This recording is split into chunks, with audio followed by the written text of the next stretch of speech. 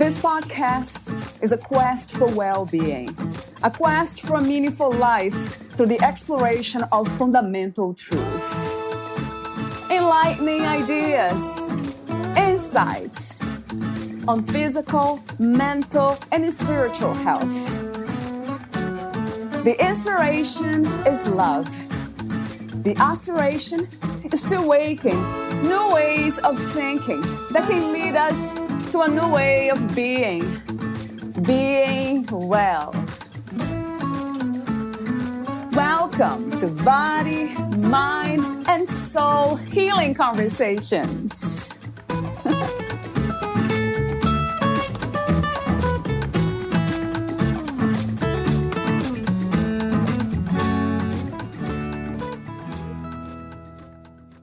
Anxiety is insidious because it fools you into believing that there's something wrong with you mentally or emotionally, and that is what causes the problem. Think of something that is insidious as having the ability to hide either what is causing your problem or something that is necessary for you to understand it. This is exactly what happens when the anxiety takes over your life. That insidious part of this infuriating internal nemesis is that even though you can feel it ravaging your body, you misinterpret its driving force as something that is created in your brain. It is so important to monitor what the rest of your body is doing to fully understand both the cause of this condition and the route you must take to return to health and peace. Faust. Valeria interviews Faust Ruggiero. He is the author of The Fix Yourself Handbook, using the process way of life to transform your life into a happy, healthy journey, and The Fix Your Anxiety Handbook, bringing you out of the darkness and into a brilliant new world. Faust Ruggiero is a published research author, clinical trainer, and a therapist who has worked in settings that have included clinics for deaf children, prisons, nursing homes, substance abuse centers, inpatient facilities, and major corporations, both national and international. He is the president of the Community Psychological Center in Bangor, Pennsylvania. He was part of a team that developed the counseling program for drunk drivers that became the prototype for the state of Pennsylvania and is still being used in many other states. He continues to provide counseling services for individuals, couples, families, veterans, first responders, law enforcement, and other emergency personnel. He has taught at the college level and is published in several research journals. He has been in private practice at the Community Psychological Center in Bangor, Pennsylvania for more than 30 years, specializing in individual, family, substance abuse, women's issues, and marital couples counseling. During that time, he developed the process way of life and has used it with over 2,000 of his clients, helping them to realize and unleash the power they have inside themselves. With the process way of life being so successful as a counseling program, Mr. Ruggiero decided to develop the process-based journey into a written text. The approach underwent several years of research and program design so that it could effectively be communicated in written form. The goal is to help people understand how to present their problems in a way that helps them understand them. His program then provides people with the exact steps to fix those problems. The process way of life is presented in the Fix Yourself Handbook, published in 2019.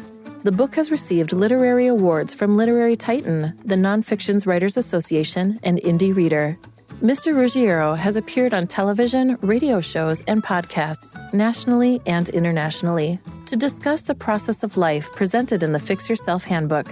His radio show, Fix It with Faust, debuted in June 2021, and the Fix Yourself Anxiety Handbook and second installment of the Fix Yourself Empowerment series. Meet Faust at FaustRuggiero.com. Here's the interview with Faust Ruggiero.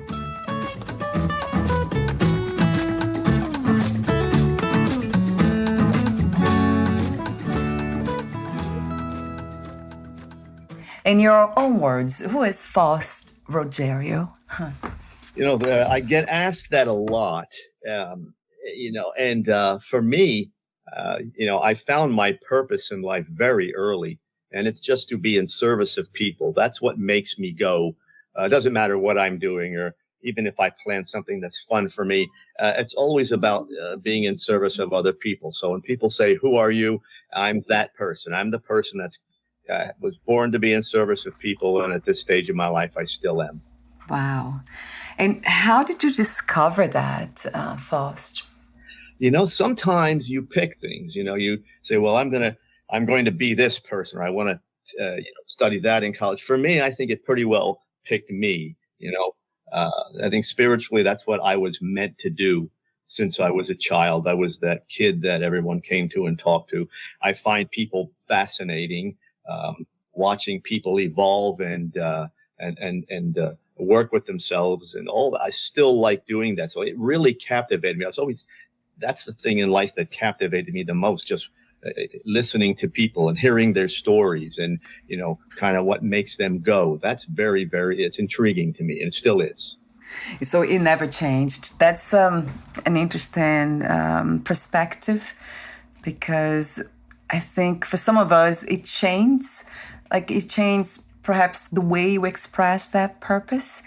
So for some of us, like for me, it has changed a lot, but it's still the same. The core, the essence, it's still to do something that I love, that I'm very much engaged, but also that can help not just myself, but others. So right. The connectedness.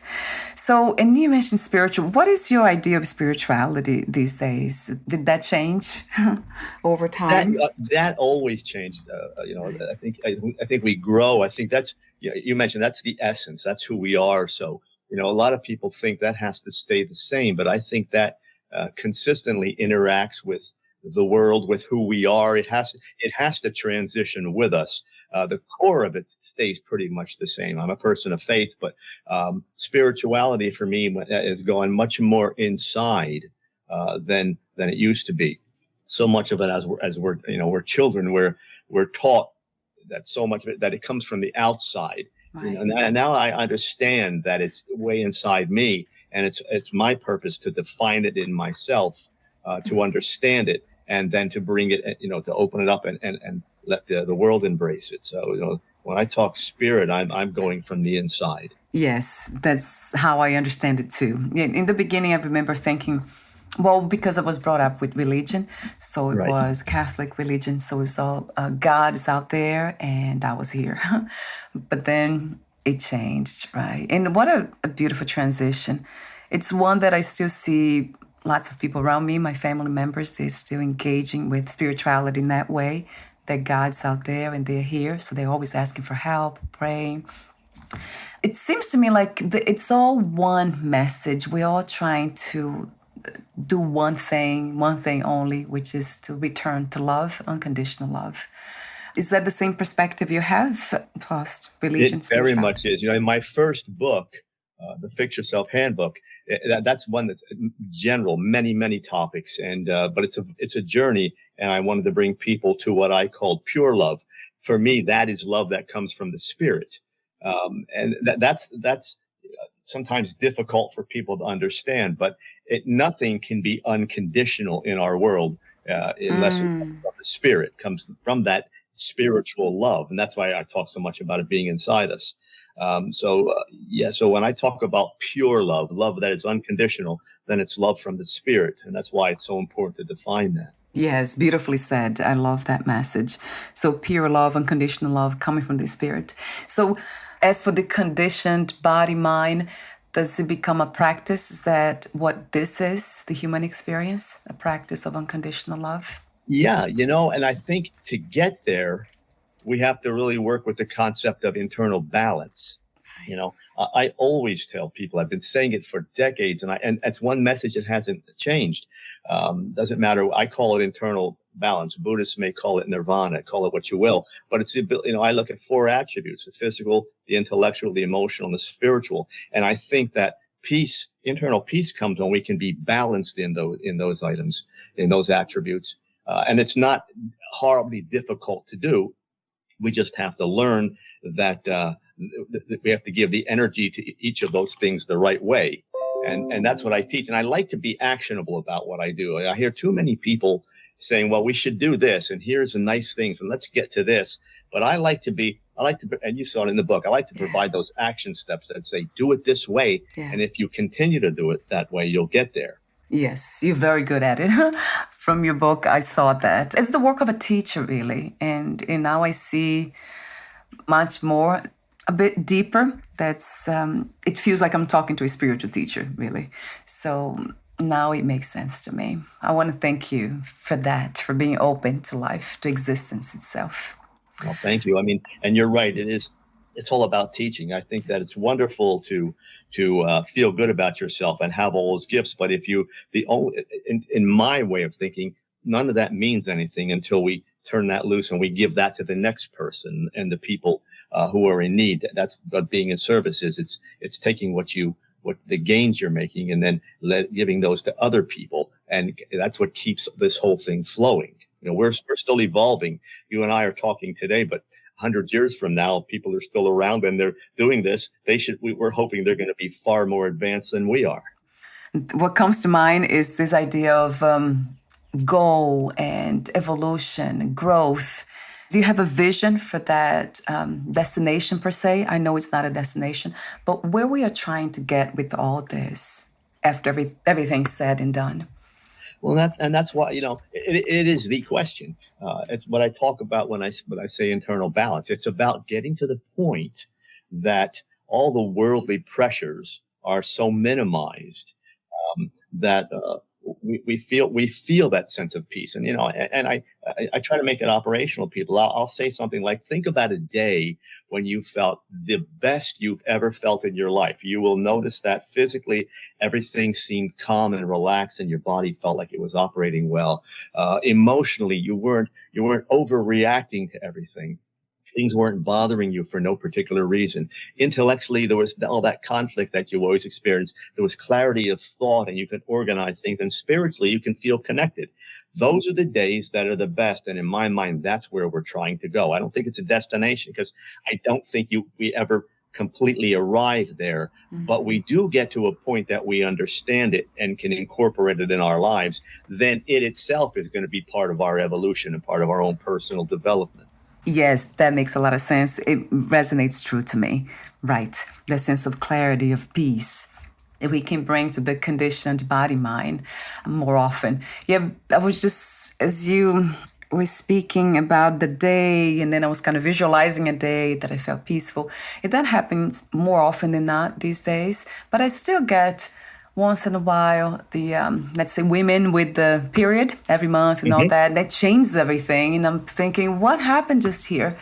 And I know I have talked to some other mentors and females, and then the spiritual females, they would say that I need more work on the chakras or more clarity and all that. But I don't know how much can we really manipulate reality when it comes to the conditions of body-mind. That's a wonderful question. And I think there is an answer. I think what happens, we don't like to be uncomfortable. And but we don't understand that movement from comfortable to uncomfortable as a gift, because all that's happening there is growth. Or it may, and the growth may be simply in the fact that we ourselves have to be able to say, all right, I'm uncomfortable today. I know myself well enough. This is going to pass. I have to stop resisting it. I have to stop saying to myself, why me?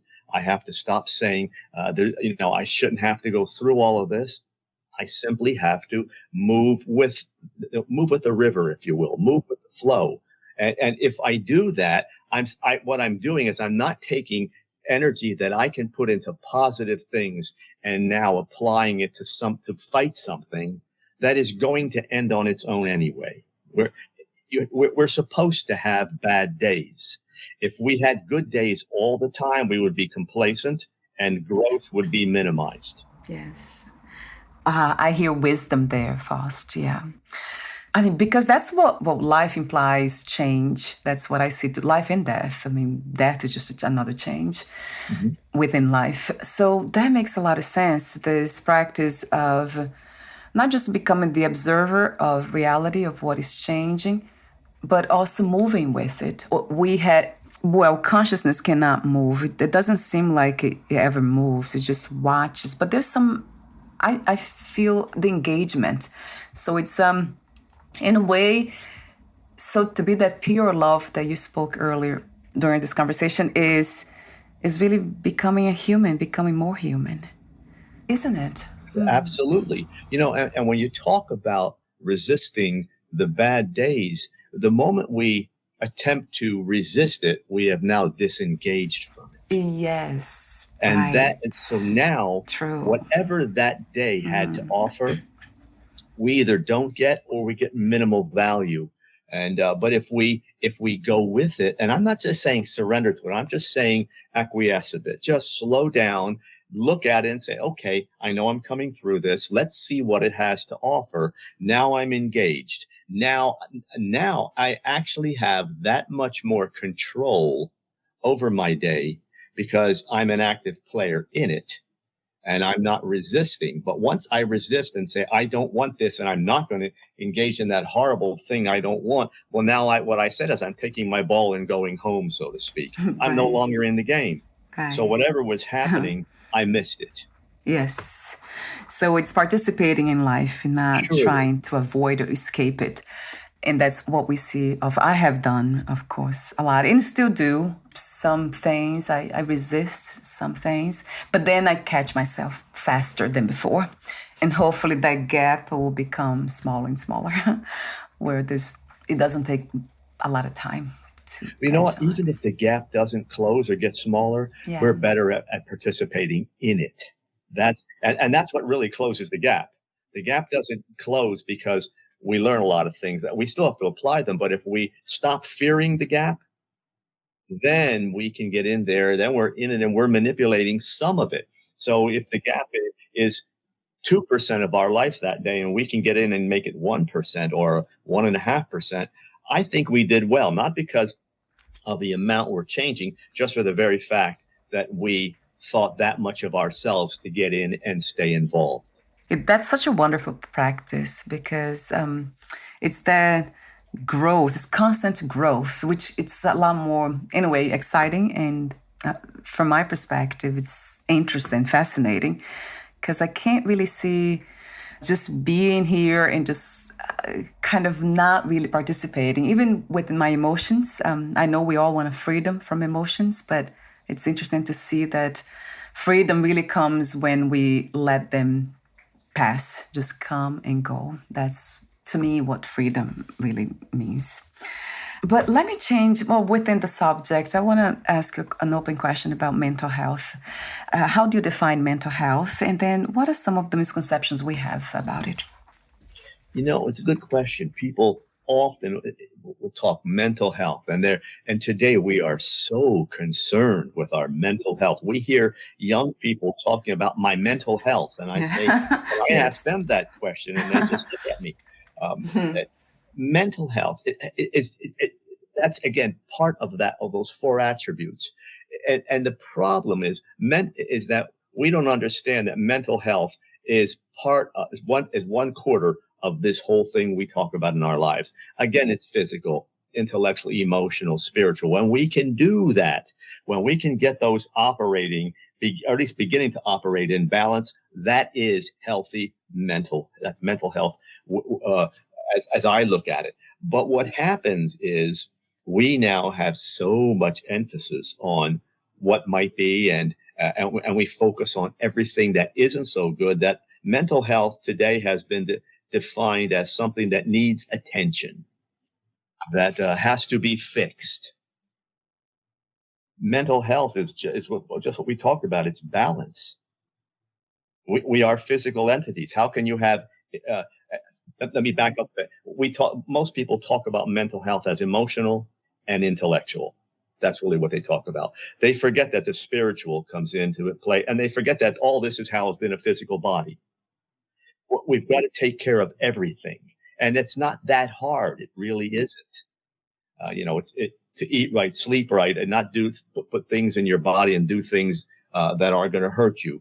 To learn how to express your emotions after you've gathered the facts and express them over healthy, factual information. To connect with your spirit. That's probably the most in-depth one, but certainly is something that we can do. The key to it is we have to stick with it. See, that's a beautiful message, and one that I very much not believe in. It's not a belief system. It's from experience, that the wholeness of life, of what we are. So it's not just one thing, but everything, all the parts coming together. That really resonated. The only from my experience with bringing all parts together or trying to keep them in balance, it was trauma. I experienced a lot of trauma in childhood. So for most of my life, I didn't know what common sense was. So it sounds very much now, it's of course it makes sense, but it didn't before. If I heard that from you probably 20 years ago, I would not know what to do with the information, because the mind was kind of programmed to focus on one area only. At some point, it was the emotional, focusing too much on the trauma and all the sadness, and then it became depressed, and then the physical side, trying to go that way, getting myself as healthy as I could in order to, let's say, cope with the emotional issues. So when it comes to trauma, how do you see that idea of balance? Yeah, I'd love to hear from you. Trauma is one of those things, depending on the severity of the trauma, that can throw the entire system. Yes, right. Because it hits the nervous system, which affects the body and the emotions. When that happens, then clarity of thought goes, and then we have a tendency to focus on the trauma and the pain, so we disconnect spiritually. So, the simple thing I tell people with trauma is let's start talking about it and getting you through the initial stages of this, which is let's look at what it's done to your body. Let's talk about your emotions, how you feel about it, what you think about it. I'm getting people to talk about that. My goal with trauma is to put it into some type of a coherent picture, something that where the person isn't just focusing on the pain, because trauma, the very fact that it's trauma, it says it's kind of, it's like a bomb goes off inside you. Yes. And so we have to put the pieces back together. And the only way you can do that is to define the pieces. So the most important way to deal with trauma is to talk, to get help, and start talking about it and not keep it inside. That's a beautiful advice and suggestion. Yes. And that's something that I didn't do. I think I did with friends, but now if I would go back, I would do that with a professional, somebody like yourself or a therapist, a coach, not friends only. Friends are a nice support system. And I always tell people have that network, that support, but they are not, most of the time, they are not people that are going to be able to deal with the entire picture. And they're often advising you based upon their own experiences. And so that's where they can go back and bring that information forward. But those experiences are not yours. They can let you see that, hey, gee, we're all very much alike, and we experience many of the same things and react and feel the same way. However, getting someone to say, okay, now let's back up a little bit and let's put all the facts together, and let's do that first, so you know what you're reacting to. You know what this trauma did to you. And we all had them, and we're all going to get more, unfortunately. That's just part of being alive. But it's learning what to do and trying to learn to do it quickly. Trauma backs us up, and we go into our little cocoon for a while. And we may need a day or two or a week, but then we need to come out of that cocoon and start talking and start putting together a plan that this is what I'm going to do to start dealing with this. We need to make that a little bit more actionable. So becoming more self-aware, that's very, very important. Self-knowledge, I agree, as a practice, even to learn to recognize. As you said, we're living life. Life is just happening. So trauma could happen again, even in small bits, small amounts, if you can call it that way. I'm not sure if you can say amounts for trauma, but the intensity, that I know. So I love the idea of becoming more self-aware, so we know when that movement happens mentally. I love the way you write. It's the teaching way. It's very open. It's detailed. It's simple in a way, but it's very rich. So that's how I know how much you're trying to help others to heal themselves and to live healthier lives. So I want to thank you for that again, before even I mentioned the book. So you have written 2 books, I believe, and hopefully I have the right information. The first one, the Fix Yourself Handbook, and the new one is the Fix Your Anxiety Handbook. And this one will be published mid-March, beginning of April, as we talked off record. So what was the main intention, or what is one message you wish everyone to take with them from your new book, the Fix Your Anxiety Handbook? Well, and it's a wonderful question. Anytime I write, my goal, if you will, is to have people understand that they are worth the time it takes to change. Everything we need is already inside us. That's the key message. We just have to learn how to access those strengths and then learn how to use them. Whether it's anxiety you're dealing with, or it's trauma, or it's anything, anger, fears, insecurities, whatever, there's always ways to deal with them. And we are people who were put on this earth, living on a planet that has provided everything for us for forever. And do you think that whether you believe in evolution or a creator or whatever you want to say, that we don't have those things? We would not have existed this long. What happened is we stopped using them. Technology came into play. All the things that we used to have to do to survive, we didn't have to do anymore. So we got away from who we are, that essence. We got away and we started dealing with the outside world, not just in terms of religion, but in terms of everything we do, society, how we feel about ourselves, what we eat. Everything we do is based on what we see out there. And I want people to understand that it's already inside you. You just have to go in and learn how to access that and make what you have your strength. Then you can deal with any situation that comes up. It's about being strong inside. It's wonderful to have guides like yourself. Like, as you mentioned about trauma, it really helps to guide us within that inner world, explore the inner world. But all the information, everything is already there. I agree. Beautiful message. So I also want to mention the subtitle of the book. So the Fix Your Anxiety Handbook, bringing you out of the darkness and into the brilliant new world. That feels really good to read the last part, the brilliant new world, without pushing away the darkness. So I also want to mention that you are the president of the Community Psychological Center. And you also have developed the Process Way of Life counseling program that is discussed within those two books, and Fix Yourself and Fix Your Anxiety Handbook.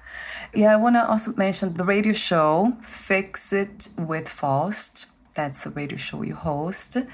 What is the best way to contact? Are you open to new clients? What would be the best way to be in touch? Anyone who, and thanks for asking that, anyone who is interested in either what I'm doing, the way I teach, the books, whatever it may be, can go to my website. It's just my name, FaustRuggiero.com. Everything is there. I do take clients on. There is a link, a contact link, which has all that information. And some people just have general questions. And by all means, if anyone has a question, send me an email. The link is there, and I'll be glad to respond. Wonderful. I have the website link I'll have on your podcast profile in a clickable way. So going back to the topic of anxiety, in the book, you say anxiety is insidious because it fools you into believing that there is something wrong with you mentally or emotionally. And that is what causes the problem. Yeah, that's a completely different way of seeing anxiety. So I would love to hear, how did you come to this conclusion in a way? That really comes out of counseling. We all have anxiety. So, I'm still not far into it. But people will come in and say, I'm going crazy. There's something wrong with me. And the thing that bothers me the most is when they believe that this has now become who they are. And that's one of the huge points of the book. This anxiety is not who you are. It's what you have. You are not crazy. The pace of your life has accelerated. Your body's accelerated. Everything's going very fast. Your emotions are going fast. Your intellect has been compromised, and you're having a hard time discerning what's real and what isn't, and what's important and what's not. Spiritually, again, when there's a disconnect, you have problems. So I just want people to understand that it is not who you are. It's a condition you have. You are not crazy by any means. Anxiety does not make you crazy. It makes you feel as though you are, and then you begin to doubt yourself, and then you think that's the definition of who you are, but it is not. And once I get people to understand that, everything changes. That's why I wrote the book. I call it The Anxiety Demon. I wrote it that there's like a demon inside you. You're not fighting yourself. You're fighting a condition you have. So let's stop fighting ourselves and beating ourselves up. And anxiety does enough of that. Let's start understanding that it's only a condition, and every condition can be beaten. So I see that we often we attach ourselves to everything as if we become something else.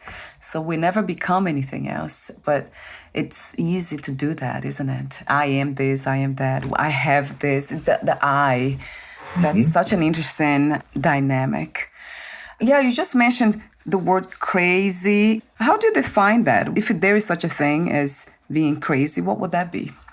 Well, I think that those are those real serious diagnoses, the schizophrenia and the sociopath and the psychopath, those kind of things. The key to that is to be completely out of touch with reality, to not be able to feel what other people feel, those kinds of things. And that's a very, very small part of the population. People suffering from anxiety and depression and bipolar disease, those types of things. That's not crazy.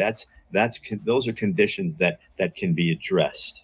Yes, thank you for the clarification. So in those cases, I noticed with psychopathy, so that cannot be, from what I see, cannot be treated, right, Faust? And I remember interviewing somebody about that, and a psychiatrist, and I asked that we were talking about spirituality within the context of the mind not being available to help the individual. Do you ever wonder why this happens, where human beings are born this way, with those there's this connection with reality, with their own spirit, and they can't go back within this lifetime? Yeah, and we see some of that. It's just, again, a small part of the population, but unfortunately, there are going to be some people that we don't know how to treat. And I say it that way because 100 years ago, we didn't know how to treat anxiety. We thought it was crazy and those sorts of things. So we're not at a point yet where we have evolved within the profession, within the in-service parts of treating people. We haven't gotten there till we know how to do those things. What will happen with that part of the population is, I think that as we move further into genetic manipulation, as we start doing those kinds of things, we'll be able to deal with that, where we'll be able to administer genetic therapies and that will treat those that are already here with those situations, and we may be even able to move forward genetically and take that right out of the population. That's, people think it's 100 years away. It's probably more like we're going to see that beginning in 20 years or so. We'll start to see all that happening. Genetics is moving very quickly. That sounds really good to me. I never heard about that, but wow, that sounds amazing. If we can change that. Is that something that's within the brain, would you say, psychopathy and sociopath, or would be the entire body is actually changing at the level of DNA, right? Yeah, and that's what you're talking about. The level of DNA is what's going to change. And when we do that, because, that does run through the body, then you're going to see changes that initially present psychologically in the brain. All those issues will begin to work themselves out a bit. But physically, we'll see, healthier people that are able to pay more attention to being healthy on all different levels. That sounds really good to me as a vision, scientific vision and spiritual one, of course. Everything's connected. So speaking of that, the physical, how the body affects everything, you say in the book, anxiety must be treated as a physical condition first. So talk to me about that. Yeah, the reason I say that is, if I sit down and you come to me and say, I've got anxiety and my God, I can't make decisions, and emotionally I'm reacting. And if I try to work with your decision making and your emotions before I help you learn how to slow your body down, get to the point where you're not experiencing physical trauma, where you're not having anxiety attacks where your body doesn't accelerate and go, from 0 to 60 in a few seconds. If I don't teach you that first, that will always continue to come back, and it will always affect the way you think and the way you feel emotionally. So that's the problem that I think a lot of therapists run into, is that the person comes in and they're trying to accommodate the person who wants everything done very quickly. And they say, well, do this. When your emotions get there, do this, and nothing works. And then they go to the doctor, who does what? Gives them medicine, which is treating what? The physical. So the medical model always did that. It went physical, but the problem is they never followed anything up. So we have people dependent on medicine with no growth or little growth. So the key is to teach people how to deal with their bodies. And it's back to basics: exercise, proper diet, proper sleep. Don't put things in your body that don't belong there. And then we can teach them things like meditation. Maybe they'll take a yoga class or two and see how that works. Breathing exercises, all those kinds of things. So I want them to take care of their body first. I had a woman that came in last week, and anxiety, just terrible panic attacks. And I went through her diet, and there was 1 energy drink and 4 cups of coffee every day. Well, I said, well, I don't know how you're on. If that's me, I have 1 cup of coffee in the morning because I don't do any accelerants. If I did a cup of coffee in the morning, I won't sleep at night. Because I rely on everything that's natural in me. But I said, well, let's get those out of there little by little. Let's take 2 weeks and move that out of the picture. Let's start there. Maybe you can have 1 cup in the morning. Let's get to all those crazy things you're eating every day. Right. Let's maybe put some exercise where you're going to burn up energy in a productive way and make your body healthier. Right. Those kinds of things. And when my people do this, and they run the program like I want them to run it, nobody has anxiety when they're done. Right.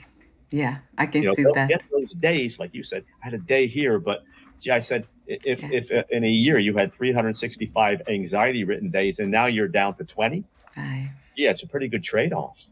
Very much, yeah. Well, I love all that, though. It makes so much sense. And caffeine, that's something that I had to, because I had anxiety before, I had to remove altogether, and then made a huge difference. So no caffeine at all. So some people might be more sensitive than others, right, Faust? Because my husband, he drinks a lot of caffeine. I don't think he has anxiety, but he's probably prone a lot more than I am. Well, you're going to, for some people, it doesn't have much effect, but for most of the population, it's going to do something. And there are times people come in and they have anxiety, and we take the coffee out, and it doesn't change that much. So at least we know it wasn't the coffee. So we're going to do all those things. We have to be thorough. That's the key, to be thorough and go through everything. So we start physically first. The body is the chassis, if you will, that carries us through life. So we start, and another thing we're doing, we're following things like, Maslow's hierarchy. Everything is physical first. We go primal.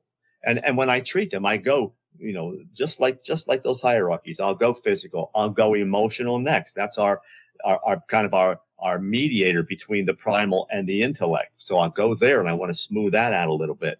Then I'm going to get into the thinking and start rearranging, helping them, I should say, rearrange how they look at life and what their priorities are and how they make decisions and those types of things. Then we'll get to the spiritual. There's just too many people doing it backwards, I think.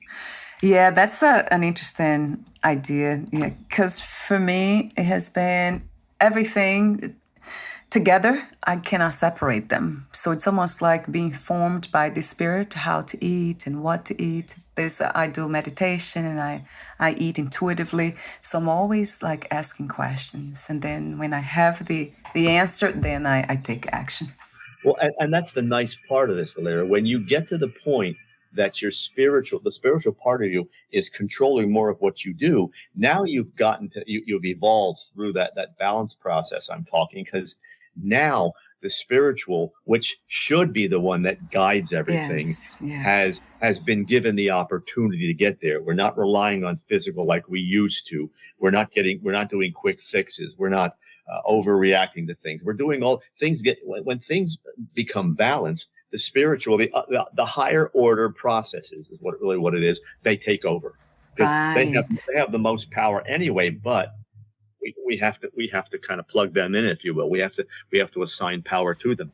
That is so true. Yes, I see that happening as a trust-based kind of movement, the conditioned body, mind, trusting the spirit, the soul. I'm just using names, but I don't think we can name it even.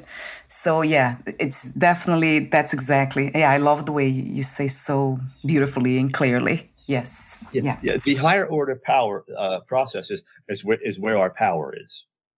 That's where everything that can control everything. But again, we have a tendency to keep it unplugged. And some people, when it comes to spiritual, many people will unplug it permanently altogether because they want no part of spiritual.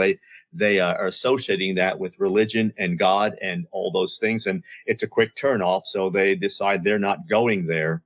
So what you've done is taken a huge part of who you are and say, I will not deal with that.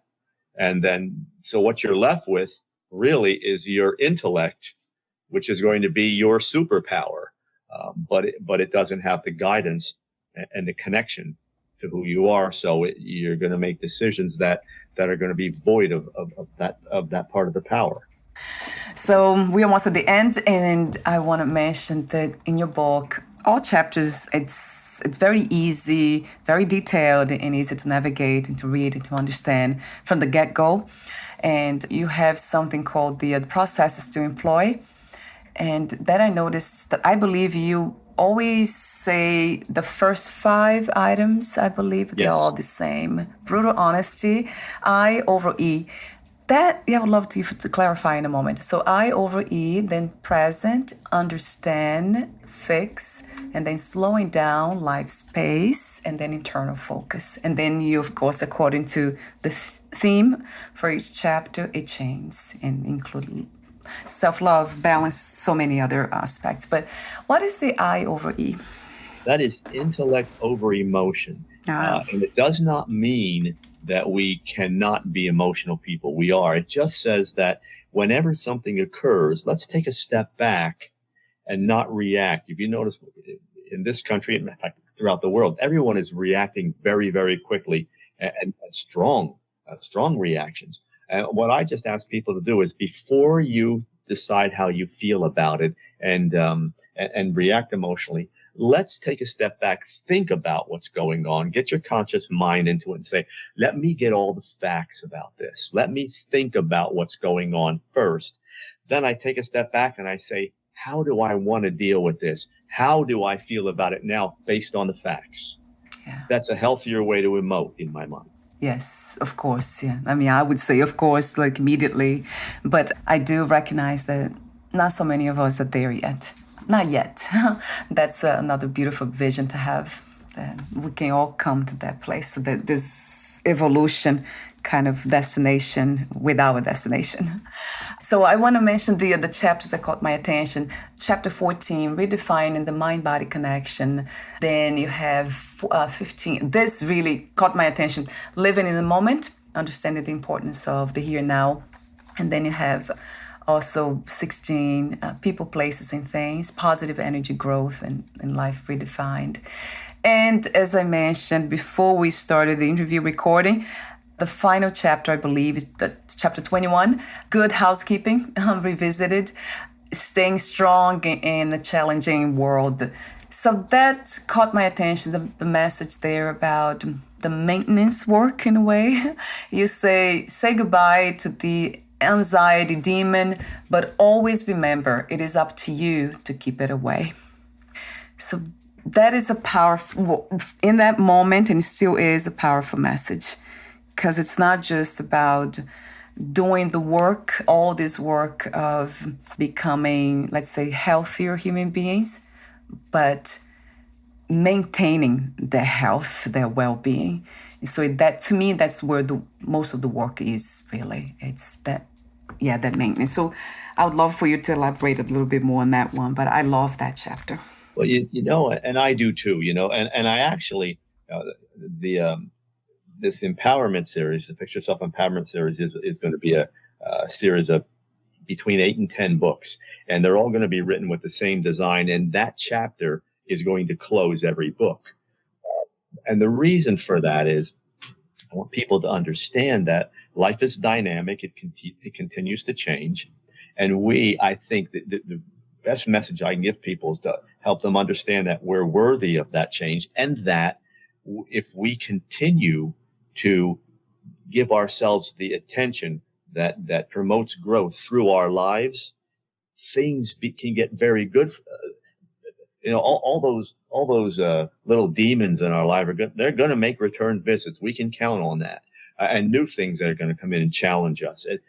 That's what living in a dynamic and changing world is all about. But when we get to the point that we put enough into our lives to get ourselves strong and to find the peace and the love that we're looking for, when they return to a human being with confidence, with faith, with a love that is not just a dependent love like we have in our relationships, a love that is a source of power. We're ready to deal with these things, but I just want people to know they're coming back. It doesn't matter whether how far they're coming back. So you want to be ready for them, and the message is be ready every day and treat your life as something that you're going to focus on, and you're going to grow every day. Be willing to do that every day. When they come back, it's just another item in your life that has to be dealt with. Yes, billion times to this message, because it is true. Life is always changing, and it will, although I don't name it demon or anything like that, but I know it's challenges will appear. It's just inevitable. So I do love the message of keep doing the work of keeping ourselves in that space of unconditional love, so we can just be open to everything that happens and let them come and go, which often that's what happens, never stays. So thank you so much again, Faust, for your presence here today, for the work you do. I love your clarity. I love your wisdom. I love everything that you're doing.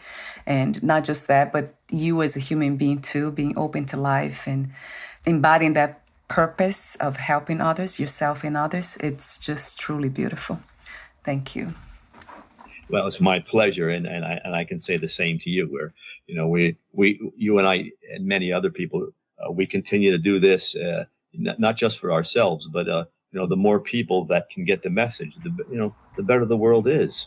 Yeah, that's the deeper understanding that it would be wonderful to come into a realization for all of us that we are interconnected. Life, it's just one huge tree. There's no disconnection here. That's so right. It's seeing ourselves in others that will change everything. That might be the main goal of spirituality, isn't it? I think so. Right. I think so. Seeing God everywhere. Mm-hmm. Absolutely. So before we say goodbye for today, would you like to add anything that you left unsaid, or read a passage in your book, in your new book? Well, you know what? If I'm leaving a message, I want people to understand that all of us are important. It doesn't matter whether we're doing the most menial job or we're running the world. You were put here for a reason. You're important. Feel that about yourself. Feel as though you are worthy of all the good things life can offer, but understand like all the rest of us, there's work to be done. And that's okay. Continue working, but, and this is the key, enjoy the process. If you're going to make this drudgery, if you're going to say, oh, I have so much to change and I'll never get there, then you won't. But if you're going to say, you know what, I'm a good person, I'm worthy of all this, I'm going to do the work, and I'm going to enjoy my process of change, you will, and you will get there. Yes. Yes, how many times I'm going to say beautiful message? I have to. It's just really, it's exciting to hear that from, it's a reminder for the conditioned body-mind. Thank you again, Faust. And before we say goodbye for today, again, what is the best way to learn more about you and your work? Best way to find me is on my website, www.faustruggiero.com. Everything about myself, the book, and everything I do is there. Media, interviews, everything is there, so they can certainly find out a lot about me. And again, if you want to contact me, there is a contact link, and feel free to do that. I do answer back. Wonderful. And I'll have the link on your podcast profile. Thank you so much again, and we'll talk soon. Bye for now, Faust. So long to you, and God bless. Bye.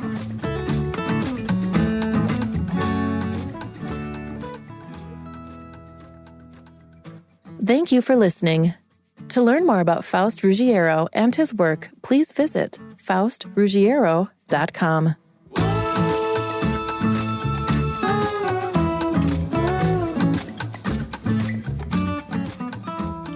To learn more about this podcast, please visit fitforjoy.org/podcast. Thank you again for listening, and bye for now.